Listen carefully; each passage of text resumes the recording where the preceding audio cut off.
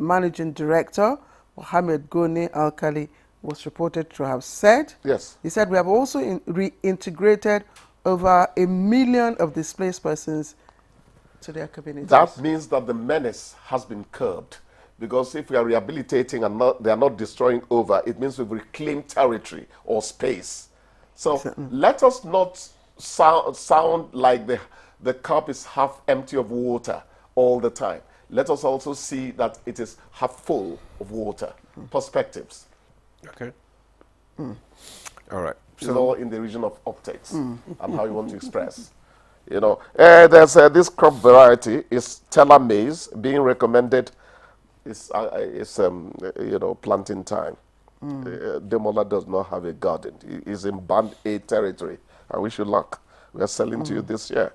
You know, so it's going to help cushion the effects of hunger, and of course higher yield that could lead to, you know, more better production by farmers. Okay, thank you. Thank you, Chooks. Thank you. He doesn't like listening to farmers. Thank you. Can you allow me to thank Chukwudi? Hungry go. Why? No, because no, why I will not allow you? Because the two of you, you belong to the same band. So which one, band A or band B? Band Z. No. All right, let's go on a short break. We'll be right back. I better go. Oh, yeah.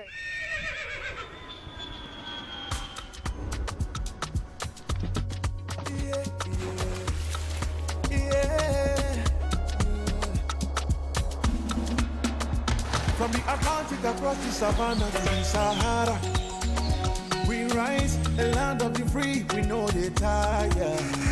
We dream great, our spirit is undying. Resilient, rooted like palm tree, we swear in color, with undying demand, we make solutions, we ignite passion, yeah. Diversity is unique, we have more than just solution. We are Nigeria,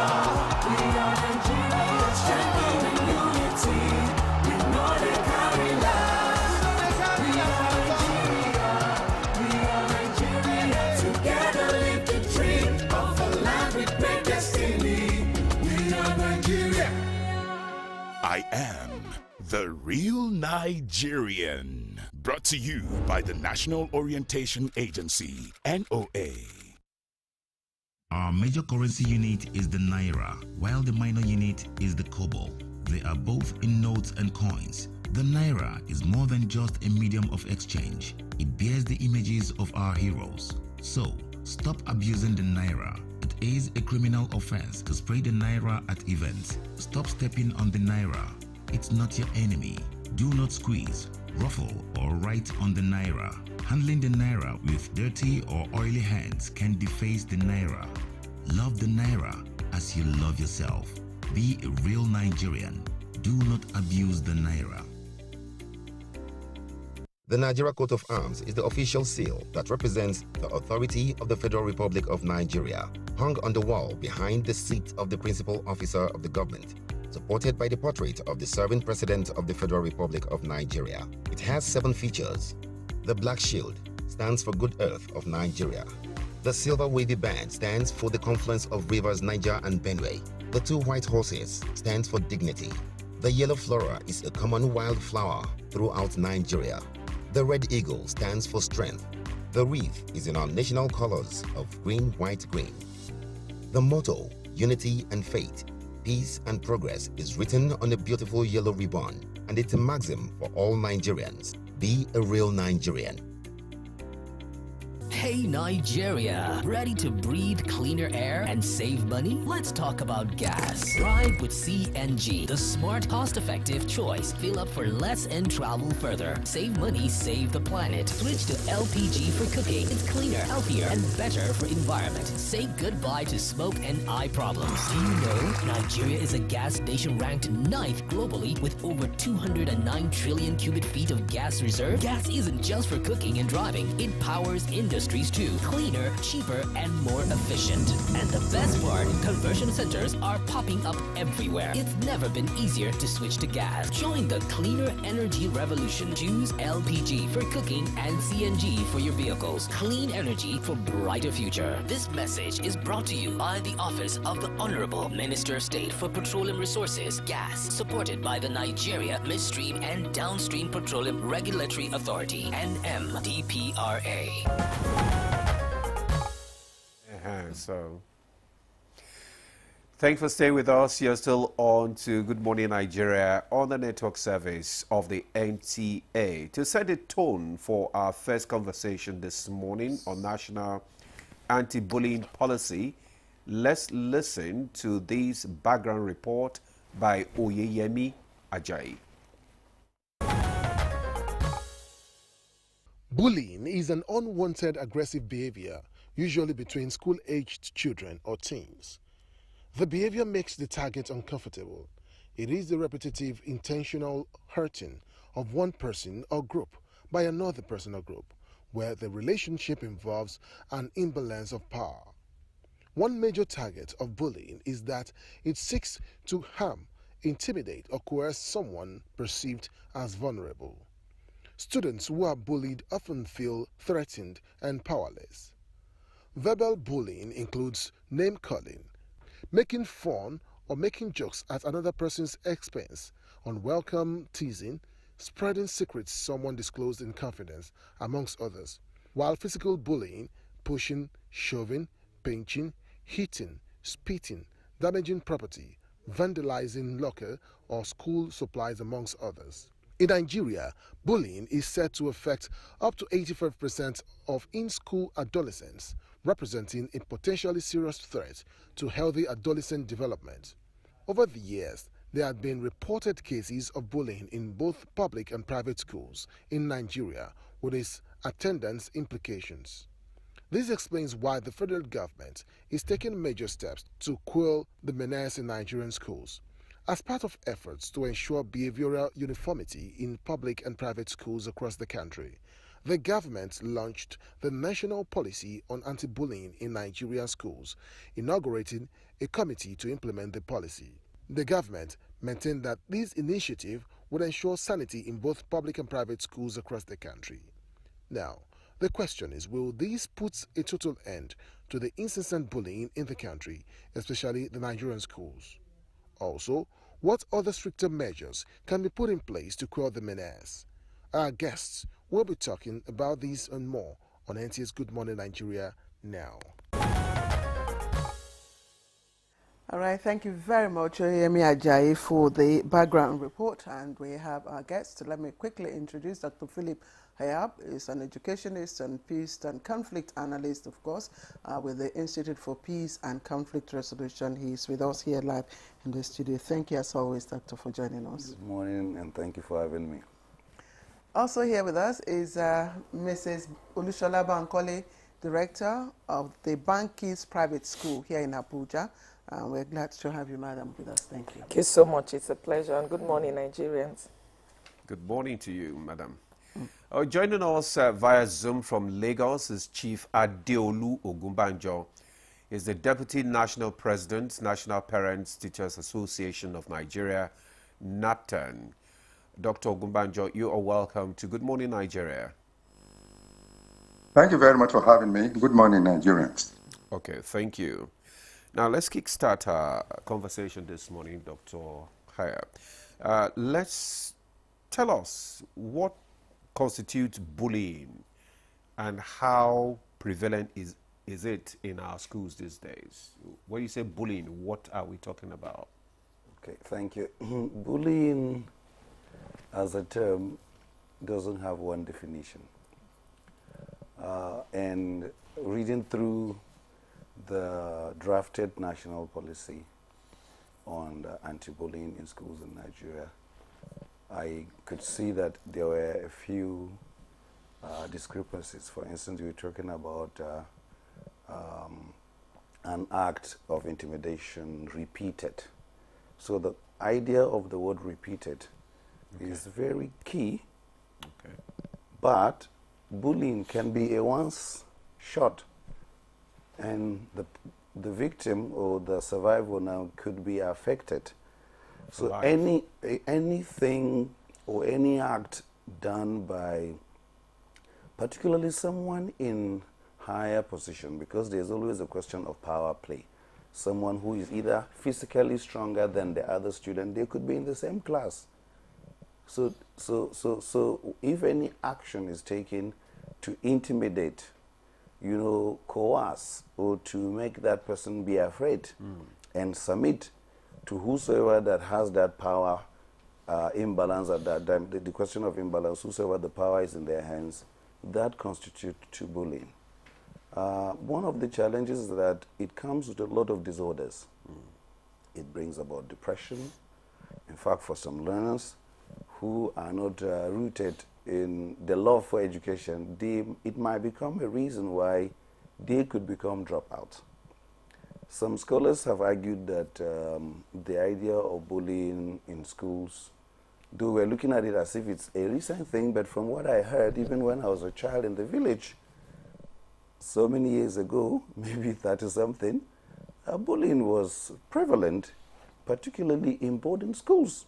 I was telling yes, so the fact that we're talking about it now, it's something that you wonder, what is it? People will ask you to go and fetch water. And by chance, I attended a boarding school, at least from SS1 to 3, which we didn't have pipe-borne water. Sometimes we actually will enter the well. I knew seniors who would ask juniors who barely have the energy to enter this well, even for themselves, to go in. So they are coercing them, they are intimidating them, and sometimes you even give up your meal just to be free. So bullying comes in different shades, but I would say that in a nutshell, it is any act of violence which intimidates, which coerces, and causes the other person who is then the victim to succumb or to resist. In most cases, it's not common to be able to resist because the person who is ahead of you is likely the person to initiate this act of bullying. Okay. All right, Doug, thank you. Before we come back to the studio, I'd like to take Chief Adeolu Ogubanjo, who is the Deputy National President, National Parent-Teacher Association of Nigeria.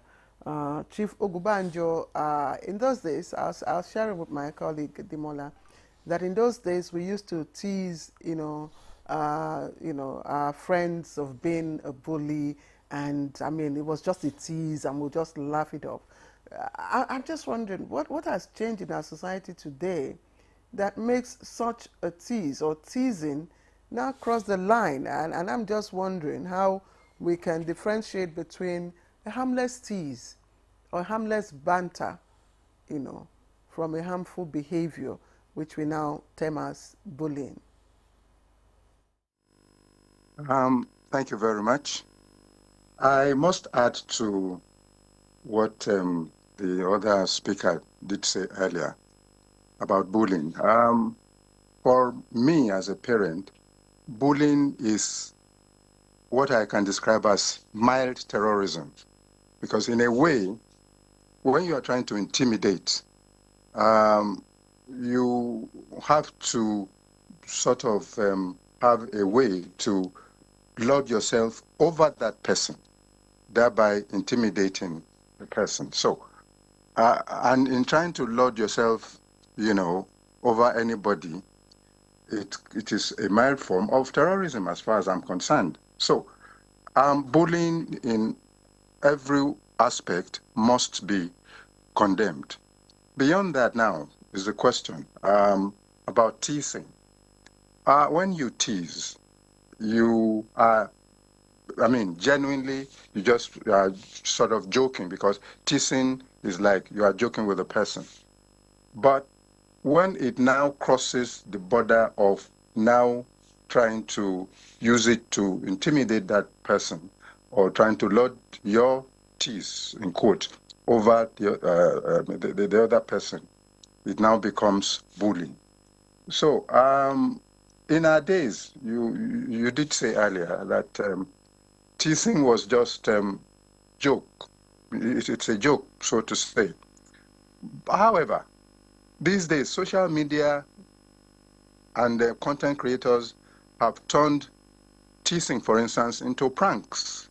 And prank can actually be messy sometimes. I mean, pranking, sorry, can actually be messy sometimes. So I don't know how we got to, this level, and a situation where we now, advance it to pranking rather than teasing in a mild form. For me, I would say that teasing these days should also be discouraged. Go straight to the point, do whatever you want to do, and then, you are good to go. Thank you very much, Chief Ogunbanjo, for your perspective there. We just want to remind our viewers that you have the opportunity to also discuss this issue with us by sending us SMS messages on our number, which is displayed on your screen there. You can give us questions, you can send questions or suggestions on the topic that we are discussing, this anti-bullying issue. So let's come back to Mrs. Bankole. Tell us, how prevalent is this in schools? I mean, your perspective, and how prevalent is it in school? And what actually is the difference between bullying and other forms of aggression? All right. I like that the question was asked, the last, question asked, how do we differentiate between bullying and teasing? The society is evolving, and definitely is prevalent. And particularly that so many people, and sometimes, a lot of times, parents are also not able to differentiate. Because I remember when the safeguarding policy came up and we were trying to ensure implementation across our schools, we realized that, two children in the nursery class are joking or are playing, and one tickle the other.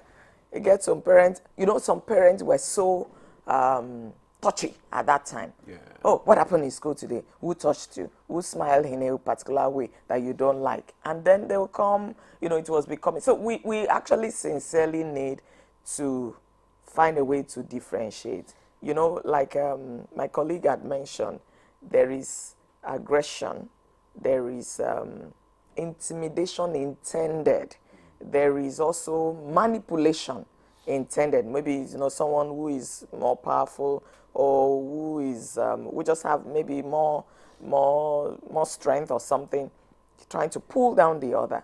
If that is not what the intention is, and just two young people, just making fun among themselves, we need to be careful. But if we had all of the ones that are not differentiated into it, it's a lot. But to be candid, when we talk about the one that is involving violence, it's sort of becoming the norm, even among the young people.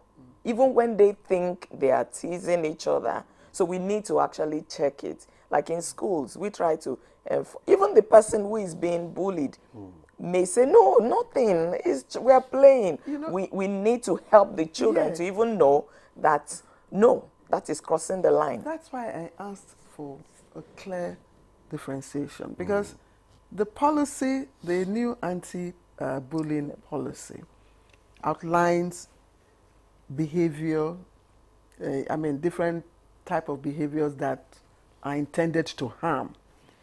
Then, I assume you have a friend, a playful friend, and come and say, oh, stop, you bully, you bully, and all that. So we must be able to differentiate between that harmless banter, where your friend, tickles you, and you are now referring to the person as, oh, you're a bully.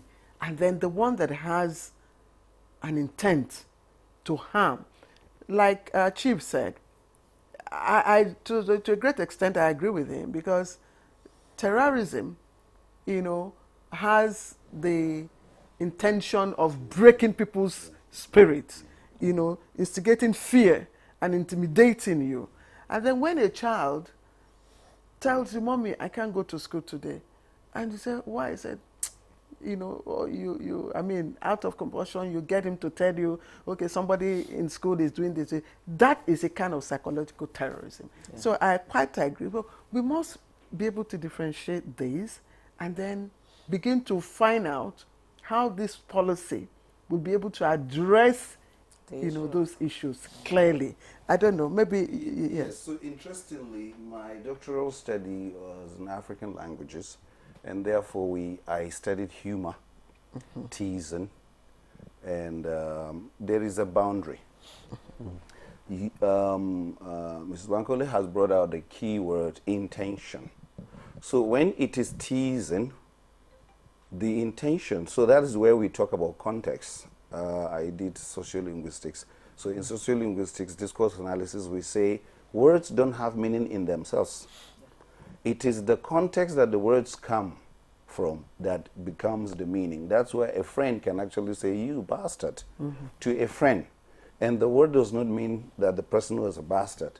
But if another person comes out of that context and say, "Hey, you bastard," definitely it is bastard for, that is bastard as to the semantic meaning that somebody doesn't have a parent. So it is that ground, it is the context, it is the intent that is our concern. When it is teasing, the two persons that are teasing must be at par. At par. Nobody has any power imbalance. So the question of power imbalance is where the teasing becomes a problem. I attended school at the time. I went to primary school in 1981, and I remember at that time I was trying to say to somebody, we came back home 1979, and I said 1999. I remember some of the guys in my community would call me 1999, and there was no way that they intended to play. They intended to pull me down. The good thing is that all of them, nobody was able to get even a degree. I'm the one who was able to make it. So my 1999 maybe was a projection of what was going to be in the future. So the intent of the speaker, like what we call the position that the person takes, is where the problem is. So in bullying, the position is to intimidate, to disempower you. And that's why bullying would always have this aspect. If you tell anyone, something will happen.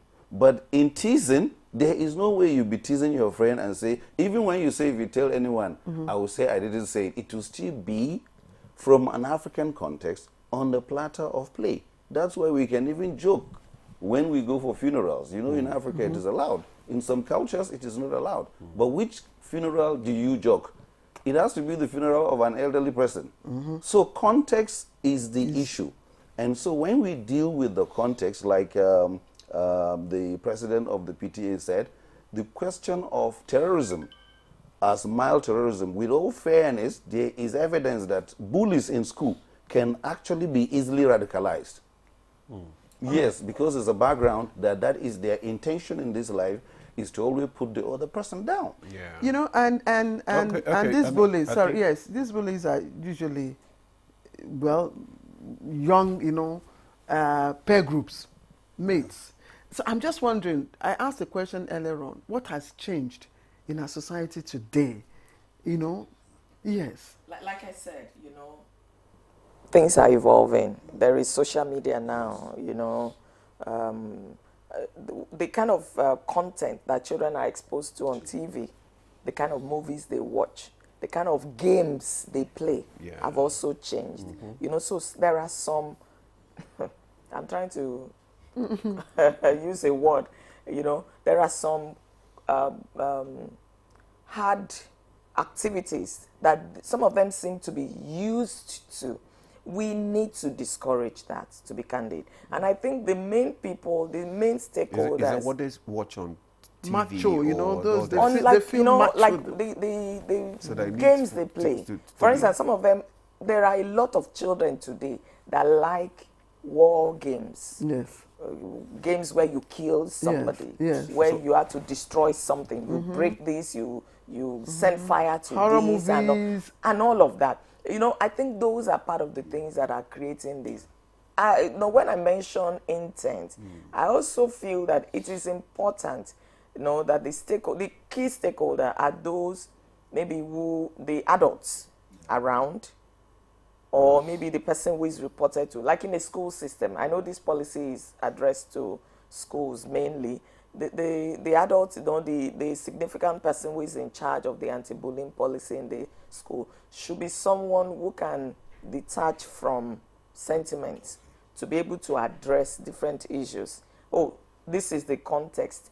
Even sometimes when both of them agree, we need to caution children to be careful the kind of words they use that are not pleasant. Because if your friend agrees, when you get used to it, you can use it on another person and it will mean something else. So why don't you just let it be? Let not use such terrible words that can be terrorizing, that can be humiliating for the general mind and all of that. So it's important that we can look at things from its context, but at the same time, I think it is critical that parents, teachers, we train children, young persons, to avoid harmful activities. We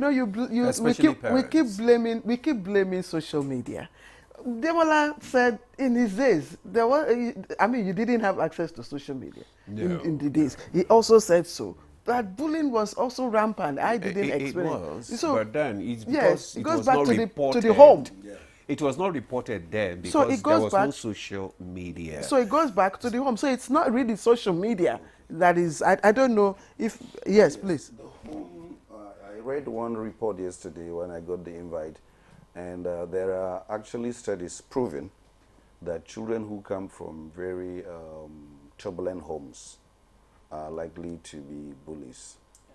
Yeah, because the activities, if the parents will argue, throw things at each other, that is the mom and the father, the chances are that these children might pick up this character and everywhere, because people who fight and throw things, there's always a question of power imbalance that brings about this kind of dispute. Now, so when children are brought up from this kind of terrain, the chances are that when they get out there, they would want to replicate this and become the macho person, the Superman, Spider-Man. So yes, the children of today have more access to content that can shape their minds even beyond what the parents will know. So some of these children today, yes, the home has a function, but then also these children are exposed to more data, more resources than you can ever imagine, to the point that they can form a worldview which is completely in contradiction with the kind of home that they were raised because of what they are exposed to. Some parents don't even bother about what the children watch. But with all fairness, there are evidences showing that once a child thinks about carrying a gun, let's say in the other part of the world, there must be a gun in the home. If the gun is not there, where would the child get the gun from? So the home has a function to play. And I have, as a teacher, I've discovered that once bullying is reported, parents who come to defend their children in school, if my child is reported to have bullied a child and the school system says he should go, I will gladly support the school so that the child goes. I might even send the child to the village, maybe spend a year to learn. There is no way that as a parent... What if he gets to the village and bully the people? No, he would, the village system, he's going to find a strange thing. So maybe he will calm down, and the fact that he's removed from his environment, the chances are there. That's why schools that are stringent, that says, if you do A, we will do B. The bullying in such schools are always very limited. But schools that the management is not firm, that the children know that they can play around and do things and get away. I tell you, you get a report and somebody goes to get a report, and that it goes. Okay.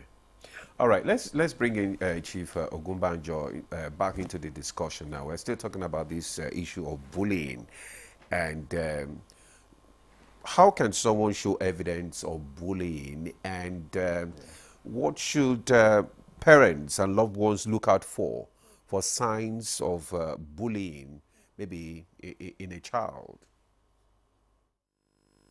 Thank you very much. I must say that I quite agree with some of your discussants But it is, I must say that we parents are guilty in a lot of ways. For instance, there was a situation at Queen's College, Lagos. The child was reprimanded, the girl was reprimanded, for one bad behavior or the other. And then the parent now came to school fighting the school. I mean, this was something to do with hairdo, or, what style of hair and all that. And then I think the school authorities corrected it, and then she came and it became something else. Unfortunately, it got to the Minister of Education, and again, modernization has come to play again. You shouldn't have a stroke, give any child any stroke of cane and all that. In our days, there was discipline. Discipline is, not there anymore. If you dare taught a child, the teacher is in trouble. Beyond that now is the part, I must say that social media has contributed a lot. Those days when we were playing around, we used to watch the Lone Ranger films and all that. Those days, Bonanza and stuff, we were playing and doing the shooting game, but we were using our hands, to, play around at that time. But today, people now use their daddy's guns and things and calling it play. Unfortunately, they shoot themselves. So I think we parents do have a lot to do. We have to supervise our children. We do not have time, I'm sorry to say this, I'm a parent, for our children, even to monitor whatever they do in school. Very few parents, maybe 20–25% of parents, what did you do at school today, and all that, what happened, like one of your contributors in the studio said, asking the child, what have you done today at school? Even if it's a 10-minute, 15-minute conversation between you and your children, it goes a long way. Then you will now know whether, this has happened, that is, one Femi or Bala has talked to me this way and that way. And then you can now say, look, tell teacher that you've done this. You told me this, but please, one Bala, not to do that again, or one Femi, or one Chukwudi. So, for me, a lot, should be done by parents. Also teachers to, again, keep a tab, an eye on the children, the students at school, so that whatever the child is doing wrongly can be corrected from home. Or if they now notice one or two things that is wrong, write a note. My teacher in those days when we were in primary school, I went to children's home school in Ibadan. The moment something happens, they write a note, give it to the child, give it to the father or mother, and it will be corrected. So we need to do more. Parents, particularly, 80% of the job, is on us parents. All right, Chief, I still stay with you a little while. I'm just, my mind is just going here and there now. Might it be possible that the, structure of the school environment and, of course, the hierarchical nature of, the school system in terms of seniority and all that, could also trigger this harmful behavior, among students? And because if you look at the data or statistics that we have, it appears that bullying is probably much more in private-run schools than in public settings. Because in public settings, you have, elite, or should I say adults, who can monitor, these children. But in private school, in private school, it's more of a closed system, and they have this very rigid, seniority structure. Thank you. In our days, again, I went to Modern School at Ijebu boarding school. You must have, well, I don't know whether they still do it now. A senior, you are either fetching water to or doing this or doing that. That is a form of discipline, Oh, you go and do this, go and fetch water for me and stuff like that. In my days, we used to do that in school. But it must have a limit. And it wasn't abused. It's only when you now want to punish, that is when the teacher, the housemistress or housemaster will now take over. This boy didn't fetch my water today, and then the housemaster takes over the discipline. They may say, kneel down there. In fact, it was a common, kneel down there. It was a common thing then. And that was it. Seniors can punish, in quotes, their juniors at that time. But that is not bullying. It was a situation where we met it, you must serve a senior in your junior days. And then by the time you also now get, I remember when I read class 1 to 5. When we get to class 3 in secondary school, we call it intermediate class. Okay, no. Chief Okubanjo, okay, I understand what you're saying, because I remember that in my school, we used to have something like that. We call it, it's like having a mentor. You understand? You have somebody in Form 5, and you see that person as your school father, school mother, and they protect you against anybody that wants to bully you. Actually, that's what happens. That's what it should be. No, that's what actually happened in my days. When you're in Form 1, Form 2, you have like school fathers, school mothers, school fathers, school mothers. They are like your mentor. They protect you. They shield you from anybody that wants to abuse you in one way or the other. But I don't think that exists now. Would you want to say something? To say something to somehow counter what you said, ma'am. And that is that it's prevalent in private schools. I don't think it appears, because if you look at, I put my question in context. I said, if you look at the data that we have rolled out, and that, the data out there, yes, because in private schools, reports are more often, because, parents will come to fight. I paid fees. In fact, there are so many more happening in public schools. They are not reported. Yes. In fact, the thing we see is that a lot of times in public schools, the teacher don't really care that much because the children are so many, and then the excuse of how many do I handle and all of that is there. So the truth is, I'm always concerned about this dichotomy, private schools and public schools. The truth is, it's everywhere. It's everywhere. I don't even want to say it's more somewhere. The reason private schools are in the eye of the storm is because the issues are more reported. And then the policies. There are a number of private schools that will want to implement policies. The kids are also well exposed in That public is it. schools. Yes. So they can report So it. to add to what she said, the public schools, incidentally, data may show that more people who come from less privileged homes are in that school. Yeah. The problem with the private schools would be these parents who have money, who do not train their children well.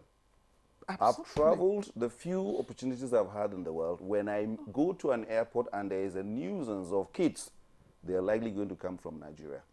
I've seen that at Heathrow, I've seen that at Frankfurt, I've seen that everywhere that I've had the privilege of going. Because some of us, we feel, okay, because we can afford life, our children can do whatever they want to do. That is where these people who operate private schools suffer with them, because these kids are coming from homes and they feel their parents are important. So it goes back to what the PTA chair said. If parents will be firm, my child cannot commit an offense because I can afford to pay fees. He or she will not get my support. If all parents would be like that, we would reduce children misdemeanors to the barest minimum. But like she said, this is a fact. In the public schools, there's a likelihood there is no even the opportunity to report. Okay. The teachers are overwhelmed. Teachers are hardly ever incentivized. They are not motivated to do this work like this is the work I have to do. But in the private schools, the teachers are paid a little bit. So the money is in some private schools, not all private schools. It's good enough that some of these teachers will do extra work in order to get to remain in the school. But if it is bullying is everywhere. Mission schools, private schools, everywhere. Okay, bullying is everywhere. Okay, we have these reactions from some of our viewers here. The first one said, "Good morning, Nigerians. I am Usman Goni, New Busa, Niger State. I just want to strongly advise that the Nigerian government should declare bullying as an offense. My children stopped going to school, which is nearby my residence, because of bullying." Wow. Then this one says, "Good morning to everyone in the studio. The national anti-bullying policy in Nigeria is a welcome development, and at the right time. The menace of this bullying in schools, government and private institutions, including homes and markets in Nigeria, is alarming. I hope and pray that government will do the needful so that serious punishment will be meted on violators." Thank you from Alaji Garko Karusite, Abuja. And this one says, "Good morning, Nigerians. One of the causes of bullying these days are mainly caused by the family system, in which the parents neglect their duties, all in getting out to find daily needs. Another is the social content we are exposed to." This from Ilori, that's Josman from Ilori, Kwara State. And this, good morning, presenters. Thank you. This topic is insightful. Bullying to me is simply trying to coerce or intimidate another who one seems to be lesser in actions. These things stem from kids' exposure from their home setting. Most kids that grew up from violent homes tend to either challenge others and even become more depressed, thereby giving other room to tease or bully them. Another huge factor is the social media, and on like that. This, so I don't know. All right, Claire, you have some. Yes, there. just to also, let you know that you can reach us also on our YouTube channel, YouTube at NTA News 24 Hub 2. YouTube channel at NTA News 24 Hub 2, and on Facebook at NTA News 24 Hub. Facebook at NTA News 24 Hub. Okay, let me just take out this one. This one is from Engineer Omoyang from Jos, and it says the National Anti-Bullying Policy, it's a welcome development. So, as so many students have forfeited their studies for fear of constant bullying in schools, Engineer Omoyang from Jos. We thank you once again. Please follow us on Facebook at NTA News 24 Hub, or YouTube at NTA News 24 Hub 2. Let me again, I don't know if we have Chief Ogubanjo back with us. Chief Ogubanjo, are you back with us? Okay. As the Deputy National President of NAPTAN, National Parent Teacher Association of Nigeria, I'm sure you probably, have a kind of measure put in place to address, this issue, or can you give us your experience, if any at all? Can you share your experience with us? Thank you very much. First and foremost, let me commend the government on this, on the introduction of this policy. I must say that it's a welcome development, and I think it will be passed into law. I hope it won't go through the serious, because there will be some people who may not want this bill go through. I can assure you, as good as it is, there may be some people who won't want it to be passed into law. But we hope they will, they will not succeed. This bill will definitely go a long way in correcting a lot of anomalies in our schools. Yes, each time, for instance, at the Queen's College incident that I mentioned, we were there, or we had to, you know, at least we saw the principal and all that, who was, you know, then, you know, was being accused for not supervising well. We had to tell the principal, please, we are with you. We understand that there was some issues in this place, but please take it easy. Everything will soon be over. Unfortunately, the parent, you know, went gaga, and we couldn't see, get to see the parent. Was so mad that he said, he threw us to the dustbin and said, we are nonsense and all that. From what she said, it was even the mother.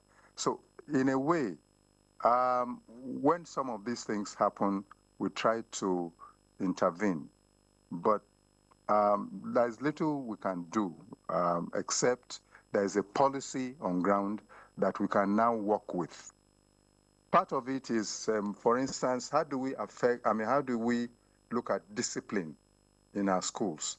It's still something that we still have to talk about. Maybe a summit, because discipline is now something that is not touched in schools, because, this parent will harass me. Yes, I'm sorry to interject, but do you really need a policy, you know, to take action before you can take action? You've already established an act intended to harm another person. Do you need a policy to say, before you can even, take an action that will provide justice for the victim? Are you talking about the Child Rights Act? This is still No. You are talking about a policy. You said, there is no policy for you to take an action. I said, do you really need a policy before you can take an action? You do, because some parents will now challenge you in court. That's the problem. And what will you refer to? That's what I mean. So if, for instance, how do you discipline a child in school? Kneel down there. In our days, you kneel down there and you show remorse. But today, by the time you now tell a student, kneel down there, the teacher is in trouble. So, how do we discipline? How do we, maintain discipline in the schools? These are issues.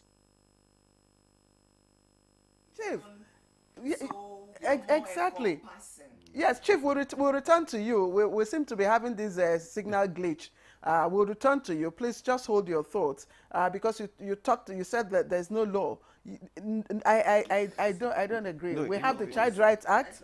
Yes, we have the violence against. Please, please go ahead. I think what he said is not that he didn't say that there is no law. He said you need a policy to guide whatever action that you are taking. Yeah. You understand? Yeah, but you already have an act.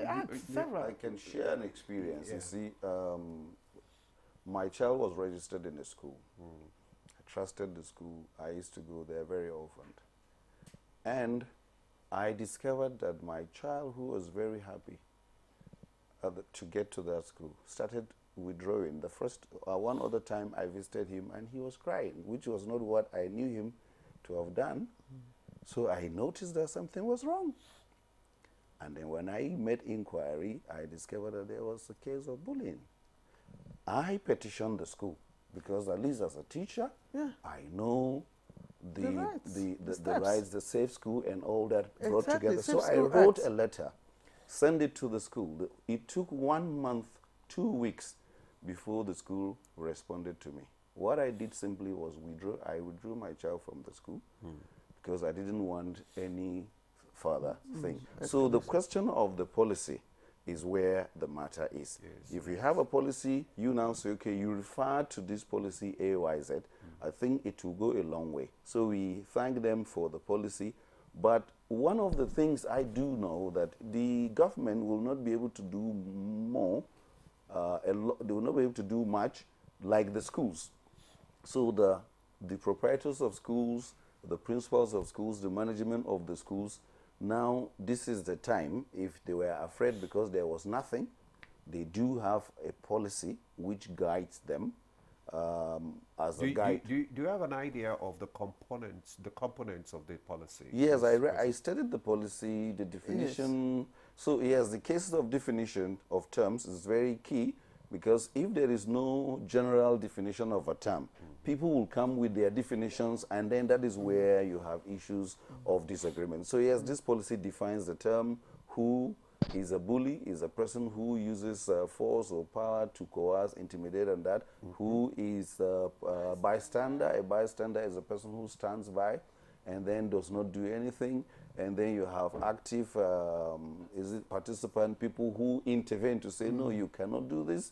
That actually defines what I used to do when I was in school. One of the problems is that people are bullied when they're in junior classes, and because they do not have the opportunity to report, when they eventually get to senior classes, they want to, in fact, they call it payback. And sometimes they may go farther than whatever punishment that has happened. So I believe that school proprietors, school administrations, they have the power to stop bullying. I know of a school where the principal came and there was bullying. The first thing she did was, she didn't need a policy per se, but because it's a school belonging to a mission which has power, all she did was she sent the girl home 1 week. By the time another girl repeated a similar offense, she sent her back, she sent her home 2 weeks. So everything came to zero. She created what she calls the concern box. So she created a box in her office. You could, if you have any concerns, you could just write, come as if you're passing by the principal's office, drop it. You don't have to drop your name. You don't have to write your name. Now the principal reads all these concern boxes and talks to the junior students who are more in most cases at the receiving end. So they write whatever concerns, and she takes, the principal takes a stand. So if they say no phones and you come with a phone, you're going home for 1 week, until people who run schools get to a point where they are not afraid if a person will withdraw their child from our school, our standard will remain. We're not going anywhere. Honestly, you know, sometimes these policies are in keeping with international best practices. We have all agreed that, yes, it gives some legal, you know, backing. But like you rightly said, there are certain things you don't have to wait. You take proactive steps like the ones that you've mentioned. Because if we go by the policy, there's the problem of burden of proof, which is a major factor. Mrs. Bankole. All right. Okay, I want to quickly say a few things. The bullying issues that, you know, we keep seeing, sometimes recurrent scenarios. It happened in this school, it happened in that school, it happened in this school. I just want to share some of the things that some of us do. For instance, even the safeguarding policy is so clear. And, you know, we didn't stop at that. You know, one challenge is that so many states in Nigeria still do not see the importance of some of these things. But I want to commend Lagos State that they have a robust policy that some of us actually use to step down or step up what we are doing in our schools. And, you know, for instance, in my school, I have a policy day every term. What do? We pick on one of the policies, because you see, if you're not involving the students themselves, and it's only adults all over the place that we are talking to, it may not go down well. Where we discuss, it could be policy on school uniform, anti-bullying, examination malpractice, examination malpractice and all that, and we discuss it. Okay, give your opinion and all that. It's like getting them involved. And then on the issue of boarding school, senior asking junior to fetch what, I think that is bullying. It is. And we should stop it.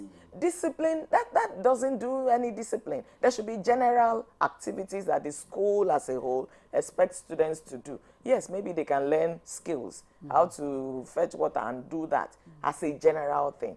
I believe that, you know, that is a picture of what we're seeing in Nigeria generally. So the school fatherism, just like godfatherism. There is nothing like that. There shouldn't be anything. If we keep encouraging it, The reason there are school mothers and fathers is because there is bullying. Yes, now That person is to protect. So They should if we protect, continue, seniors should actually be those who are, if they are leaders, They're supposed to indeed, be mentors. supporting the younger ones to come up. Mentors, like you said, mentoring the younger ones. You know, on different areas. Oh, when I came to school, I was teeny. Yeah. But with time, I gained confidence. That was And you see, what, this subject you know, is not we that went difficult. This is it, this is it, this is... That is what being a senior should be about. It shouldn't, even those that are prefects, it should not be about... And that's one thing that I do in my school. Senior students, you serve the younger ones. That's what leaders serve. I remember, they are not over the others. I remember in those days, any senior, you know, who didn't, you know, step up. We used to have a name for that senior Pangulu. Yeah, that was a proper. I didn't attend a boarding school. You know? The name to the hearing of the senior though. Because you will suffer for it. All right, we have some SMS coming. Okay, yes. Let me quickly take this first. This one says, Dr. Tanimu Osu. He said, bullying is a menace which schools are in better place to curtail.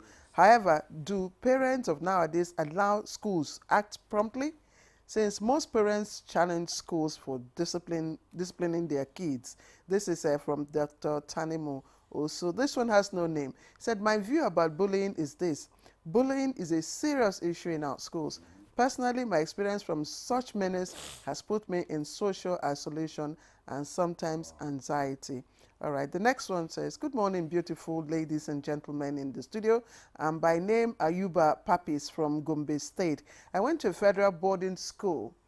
My first 2 years in the senior classes were hell. We will be woken up by 4 a.m. and flogged for no reason. Worst days are usually Fridays and Saturdays during hostel labor, because everyone must bag 50 to 60 strokes of cane using the excuse of labor. When I tell my parents about it, what they say is, you are supposed to be beaten in boarding schools. But thank Almighty, I graduated last 2 years, so kudos to the federal government for this policy. Oh my God. Now this policy would bring back many children back to school, because many parents prefer their children to be home and alive than being brutally bullied in school. Please, if possible, there should be some certain legal penalty on any teacher bullying children. Demola, do you have more? Yes, okay. I have like a truth here. It's a well done discussant. I appreciate you so much, especially my friend, Dr. Hayab. Well, it is unfortunate that bullying behavior is rampant due to weak leadership in schools. Many schools don't have rules and regulations. Where they have, they are not adhered to. Situation where school manager runs away from students for fear of intimidation. We can see that things are falling apart. This from Dr. Tunde Odekunle from Oyo State. Then this one says, bullying in Nigerian schools today are very rampant between teachers who lack schools training. If you see teachers who truly do educational courses in school before becoming class teachers, are quite different from all these PTA employed staff and all these SSC class teachers. The way they will handle kids will be quite different. And that's true.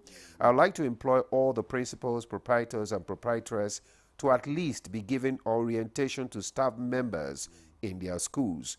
Bullying among students can easily be checked and controlled by the staffs, but bullying among the staff by students, but bullying among the teachers and students, how do we look into that?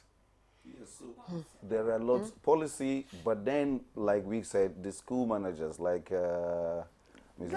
Bankole, she talks about what she does. So when you talk to these teachers, they shouldn't cross their lines. Now, when they cross their lines, there should be a fair hearing. Now, that is one of the problems. There are schools where, particularly teachers of mathematics, when I teach, I tell them a teacher of mathematics is not supposed to carry a cane. Yeah. And the reason simply is that the learners are not very comfortable with the subject. And then you're carrying the cane. You're chasing them away. Now, what they need to do is, because you see, one of the things we should be talking about, Ma, is that does this beating in any way translate into learning outcome? It doesn't. So anything in a school that does not contribute to learning is not something that we need. So when you beat a child that, okay, I didn't pass 5/5, so I have 2 strokes of the cane, those 2 strokes of the cane will not make me learn the formula. So we should take it out. So teachers like that, well, we should need to call it, call to caution. Yes, they said we have. Yes, they said we have 2 minutes. Yes, just. No, we don't have 2 minutes.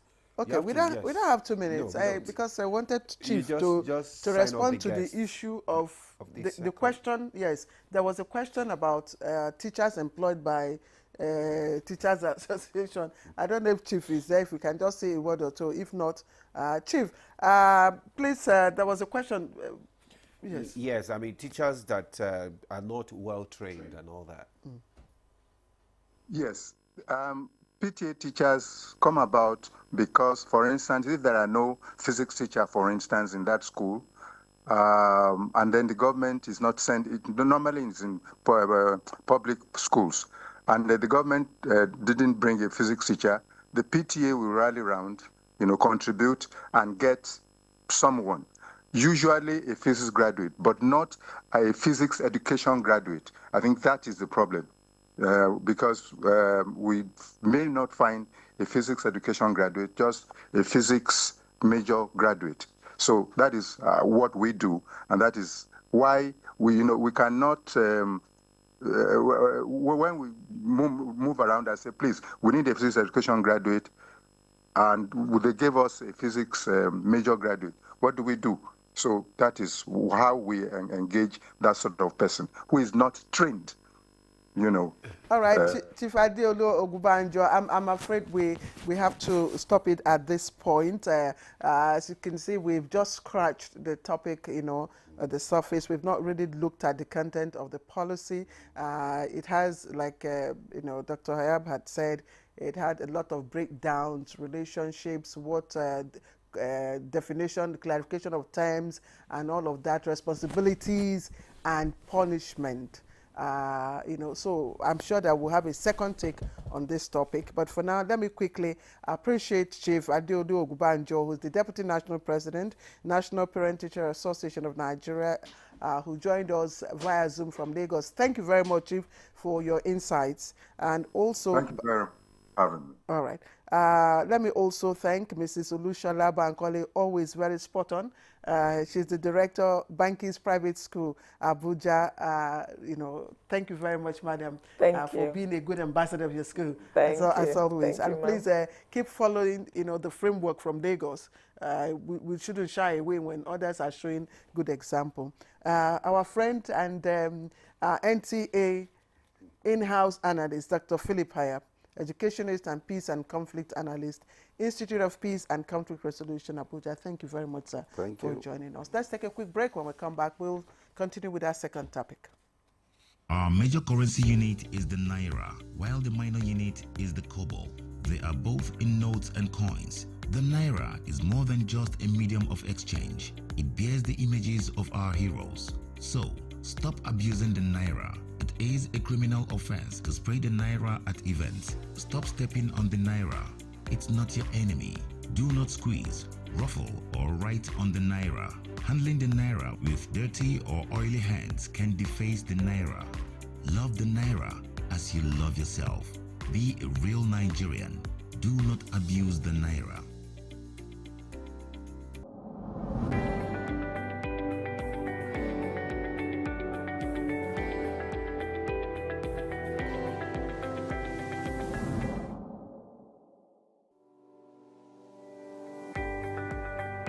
The business environment, to be honest with you, has been extremely hard on most Nigerian women's businesses, and of course harsh for a number of reasons. There is no way you would increase or move a subsidy and increase the price of fuel that it doesn't have the counter effect. It has been very challenging for so many women. I know that a lot of them have cried in one way or the other to us to find ways of intervening. But that is not to say that it is all doom and gloom. We will still have a few percentage of women that are thriving in this economy but we hope that we'll be able to get a larger percentage. One of the things I've seen with even our local purchases now is that people are buying more made in Nigerian options of food, of clothing, and so on and so forth than the imported. So that again is helping some of our industries thrive. Surprisingly, the telecommunications is still doing well, and the reason is very simple. A lot of people are going for online options of skills in terms of training, communications, even remote working. And so you will see that people that provide services around those areas also thrive.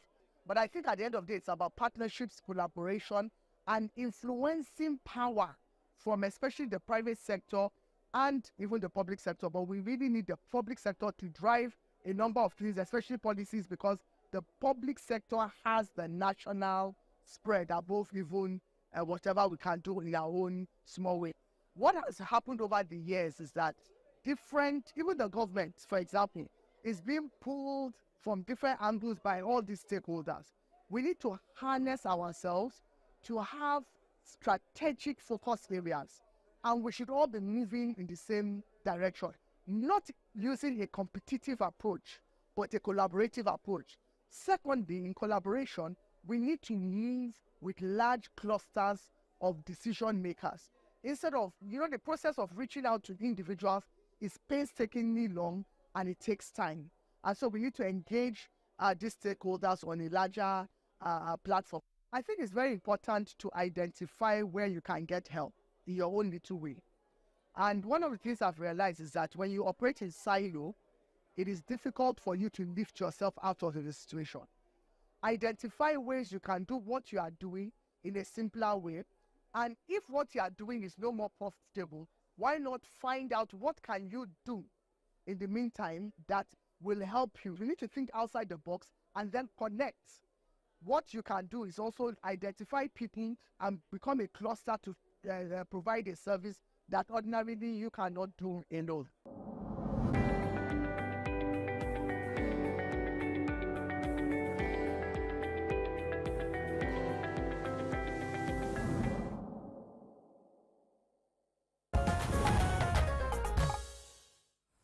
You're still on to Good Morning Nigeria on the network service of the NTA. Let's now turn to our attention to the second topic for today, that is Community Health Practitioner Registration Board of Nigeria. It's a statutory regulatory body charged with the responsibility of regulating the training, registration and practice of community health practitioners in Nigeria. All right, we hear that since its inception, the board has played a very pivotal role in strengthening Nigeria's primary healthcare delivery. I'm sure you are surprised as much as I am to hear that. But we have this morning, of course, key members of this board to speak to the issue, to enlighten us further on the responsibilities and mandate of the community health regulation in Nigeria. Dr. Bashiru Idris is the registrar CEO. I don't want to live within Jama'ah. Yes. Live within Jama'ah. It's Thank a you. traditional title. Yes, thank you for coming to my aid. That's the registrar. Yes, okay, that's the registrar. Exactly. Oh my God, you're welcome. Thank you for joining us. Thank you for having me. Thank you. Okay, we also have Dr. Naomi Baba Bifi, former coordinator, community health officer training program at the Jos University Teaching Hospital, Jos, as well as community health practitioner. It's a pleasure to have you, ma'am. Thank you. Yes. Then we have Professor Daniel Gimbaso, is the head of Department Community Health Faculty of Allied Health Sciences, Nasarawa State University. You're welcome to the program. Yeah. Now, let's just, can you just give us an overview of... The comrade, you have not introduced Comrade Kabiru. Oh, okay. All right. You want Aluta? I don't have that. You want Aluta? Okay, yes, I do. Yes, I do. That? Comrade Kabiru Yahya Ahmed is the National President, Association of Community Health Practitioners of Nigeria. Hey! Okay, let's start with. You don't have a choice. Let's start with Comrade. Let's start with Comrade. So, give us an overview of these community health practitioners. What is it all about? Yes. Good morning, Nigerians. Good morning, community health practitioners. Let me use this opportunity to thank the President, President Bola Ahmed Tinubu, for deeming it fit to appoint Professor Mambe Patti as the Minister of Health and Social Welfare, as well as the Minister of State, Dr. Salako, for giving them this opportunity to serve this country, and also their desire to ensure that they key into his New Hope agenda, particularly in terms of health, particularly primary health care level. And I also want to thank him for renewing the appointment of the registrar of the board, which was done based on merit. And his physical presence in the board has also been encouraging, not only to the board, but to the practitioners as well. Let me also thank all other partners that have been working with the board, particularly the National University Commission, as well as the National Board for Technical Education, for giving us support as partners in regulating the practice and the training of Community Health Nigeria. Community Health Board is a regulatory agency, one of the regulatory boards under the Federal Ministry of Health that regulate the training of community practitioners in this country in terms of training, in terms of discipline, in terms of capacity building, issuance of lessons, conducting national examination, as well as other areas that has to do with service delivery in this country. But I believe the registrar of the board would be in the best position to expatiate, looking that that is his jurisdiction and that is his area of concern as it is now. But as time goes on, I also dwell into the issue where the practitioners now are capitalizing on the input of the board to service delivery in the country. Okay. All right, so over to you, Registrar. So, yes, just talk to us briefly. We want to understand what the community health practitioners, I mean, what exactly, you know, who do you deal with? Thank you very much. Equally want to appreciate the President of Nigeria, and we're aligning ourselves with the renewal hope of Mr. President. Actually, he has said it, Community Health Practitioner Registration Board is a MD of the Federal Ministry of Health, categorically they train middle manpower that work in the PHC centers and other health settings in Nigeria.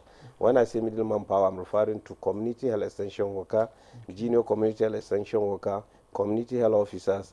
Now we have commenced the BSc, Bachelor of Science Community Health, and they work in primary healthcare centers. I always said it, part of their activities, they provide preventive, curative, rehabilitative in all the center, meaning all community health workers are skilled bed attendants.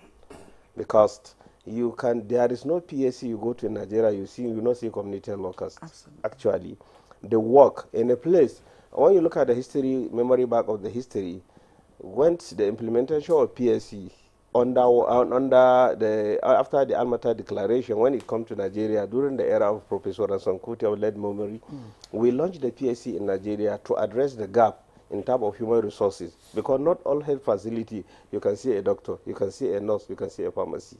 But as a community worker, you have been trained to go to the remote area and render these services. Most especially now, we are facing with the challenge of high rate of infant and maternal death in Nigeria. So you cannot see doctors everywhere. And I always say that in community health, we don't have Jaffa syndrome. We work in Nigeria. And at the beginning of your training, you know, psychologically you have been trained to go to the PSC. You mean your members don't Jaffa? Is that what you are sure? There are so few number, but it's negligible number. But they are still, because right from your training, you know, you have to go to the remote area and work, sacrifice all the basic amenities in the urban area. So they are working there. So every primary care set in the idea, and they have the standing order that permit them to prescribe drug to patients. And thank God, Nigeria health policy has domesticated task shifting policy. So there are certain responsibilities that are shifting to community health workers because we don't have enough doctors to address this issue at the primary care level. So that is what we have done in terms of receiving delivery, antenatal services, immunization. And I said, our name is community. We work in the community. We serve the community. Okay. And by you talked about antenatal services. Yes. And that is very critical. That's why I'd like to bring in Professor Niyomi. You are former coordinator, community health officer training program. How has your responsibilities or your mandate aligned, with the, basic health needs at that level, of the people at that level? Thank you very much. Community health practitioners are practically trained to take care of one of the activities, which is maternal health care, which is the basic concern in the community. And most of their activities are in the rural and the suburban. Okay. These are the very people that can hardly feed three times a day. These are the very people that shy away from health centers. But then the community health practitioners are always there in the clinic. At times, most of the times, the members of the community feel free with the community health practitioners because that is where the work is. What do they do? What they do is they take care of mothers before pregnancy, during pregnancy, after pregnancy, during delivery, until she is ready to have another child, in between having family planning. So from the beginning to the end, community health practitioner is in the middle of it all. All. Preventive, promotive, curative, rehabilitative. Okay. Okay. All right. Let's bring in Professor Daniel Gimbason now. Tell us what exactly distinguishes community health practitioners from other health practitioners. Because once I get to the hospital, I don't even know the difference between the two. I just know that somebody is attending to me. So how do you distinguish? Thank you very much for the privilege being here and to speak about community health practice. I'll give us a feedback a little bit. Nigerian health system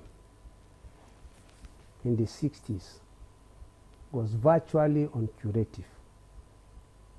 So primary health care came out using community health practitioners as a gap that was created in the past.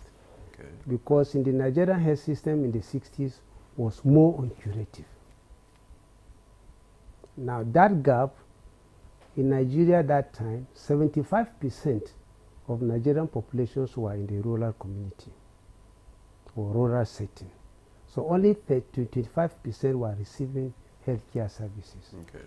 And Nigeria has 3 tiers of healthcare system: the primary, the secondary, and the tertiary. So now the difference is coming on community health practitioners who handles the primary aspect. Okay. So the primary aspect is, it came as a result of community health practitioners came in as a child of necessity. When the 1978 Alma Ata Declaration was made.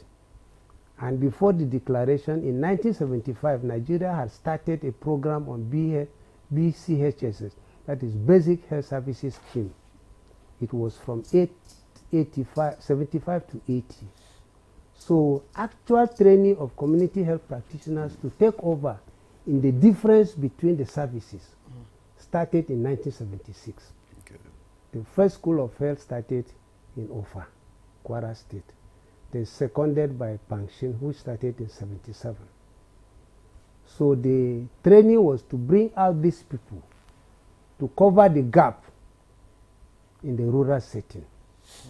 Okay, we need to be able to cover a lot of what you have done. Yes, because there's so much. The community health practitioners probably hold the key to achieving, the health indices, of the SDG goals. And if you know, majority of the SDG goals indices at the primary healthcare level. So I'm just wondering, maybe I should come back to the registrar and then doctor. I called you Prof earlier on. Maybe you're on your way to becoming a professor. Yes, the registrar. Yes. I'm just wondering, if you look at the statistics, maternal health, child health and all that, how has your services impacting delivery at that level?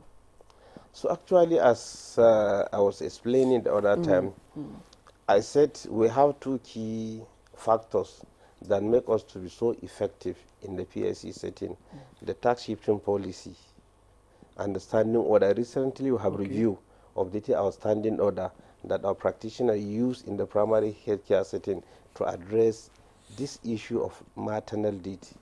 Because standing order is a national document that facilitates as a legal protection for a standing order to use in the absence of a medical doctor to consult a patient. Fantastic. So that is document.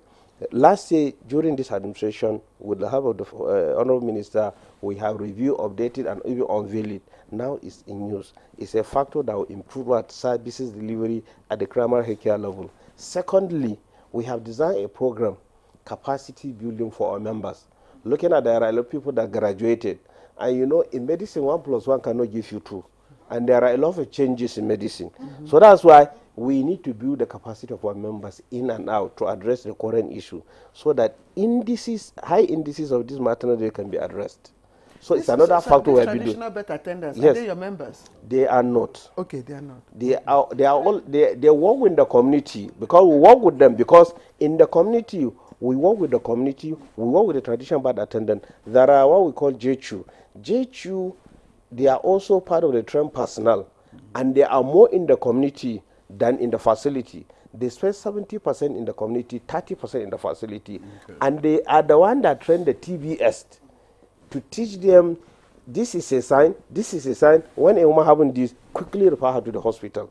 And they go to the community. Parabencho, on their visitation, they do what we call community mobilization. In the visitation, they find any cases, they can attend before referring to the client. So sometimes they can even give antenatal, because now we operate PSC under one roof, 24 hours. A woman has the right to come by 9, she's come for ANC to address to her. So these are issues we address in reducing this maternal. And when you can look at the indicators, it's coming down. But the only challenge we have, are they being co-opted in the healthcare service in some states? Because we have a lot of PSC centers. The human resources is a challenge. Because some state government, some local government have no provision for what? Recruitment. That's our major challenge. But we have them on ground. All right, thank you. Yes. Thank you, Registrar. Yes. Okay, let me come to Comrade now. Tell us about this, your revised, the unveiling of the revised national standing orders. Well, you just spoke about it. Exactly. Maybe there are other areas that we need to hammer, because the issue of standing orders has actually been explained by the registrar.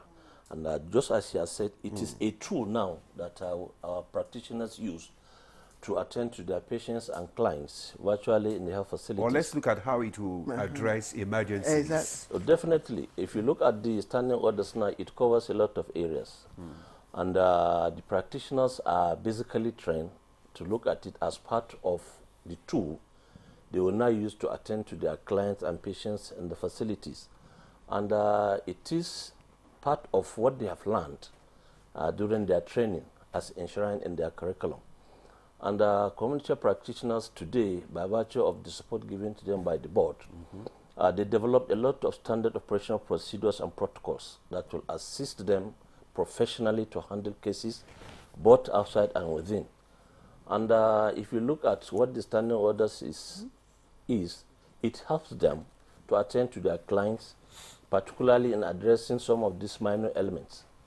And you meet them, using them, and they give them that legal backing and support professionally to give you what it requires as you visit our facilities.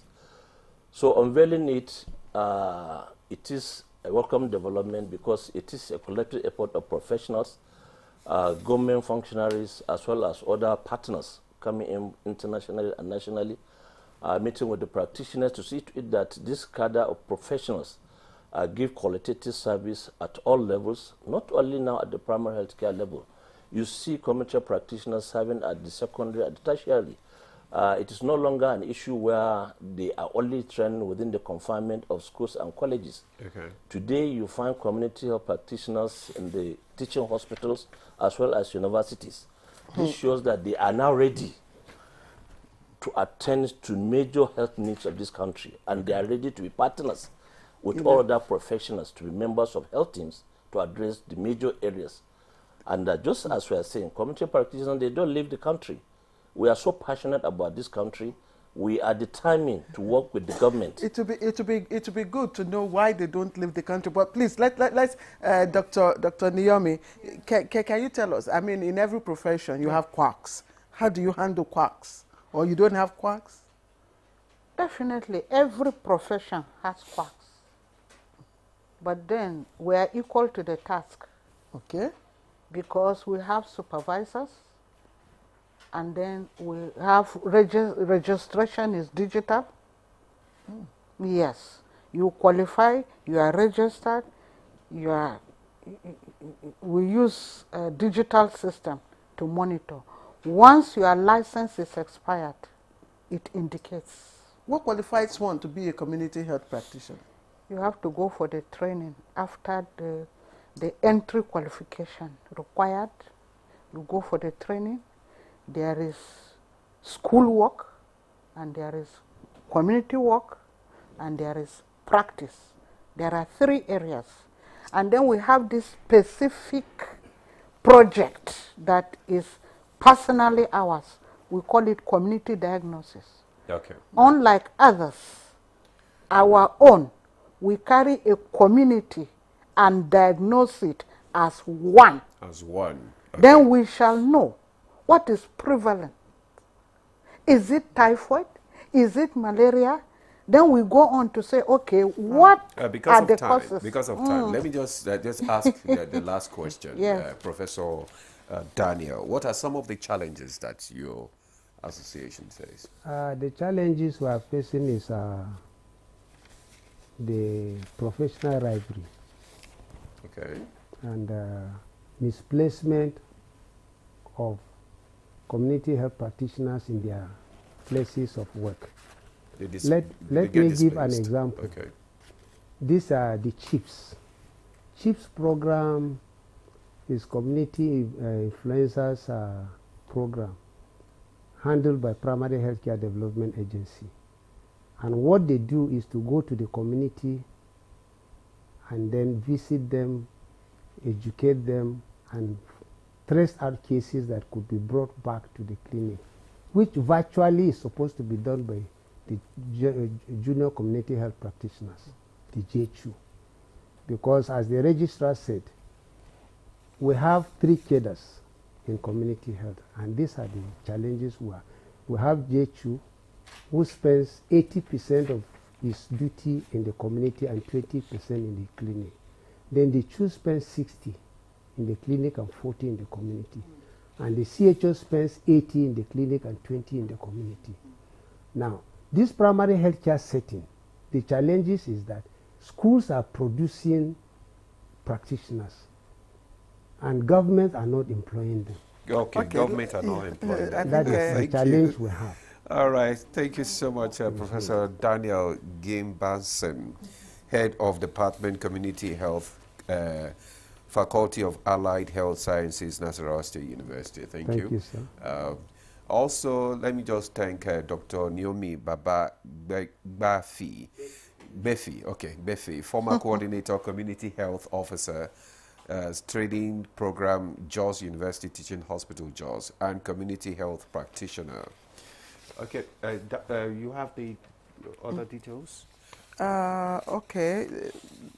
Okay, let me. Yes, Comrade Kabil Yahaya Ahmad is the National President, Association of Community Health Practitioners of Nigeria.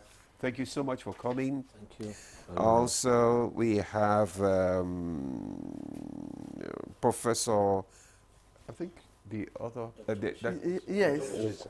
Dr. Bashir Idris. Okay, Dr. Dr. Bashir Bashir Idris, who is the secretary, right? The registrar. The registrar, yes. Okay, thank you so much for coming on the Yes, program. thank you. All right. Yes, I Well, think that's I've good. learned one or two things from the, you know. So when next I go to the areas, I'll look out for a community health practitioner. Yes, thank you, madam, thank you, everybody. Yes. Yes. For the lesson, now the glass you can verify my lesson through the QR code.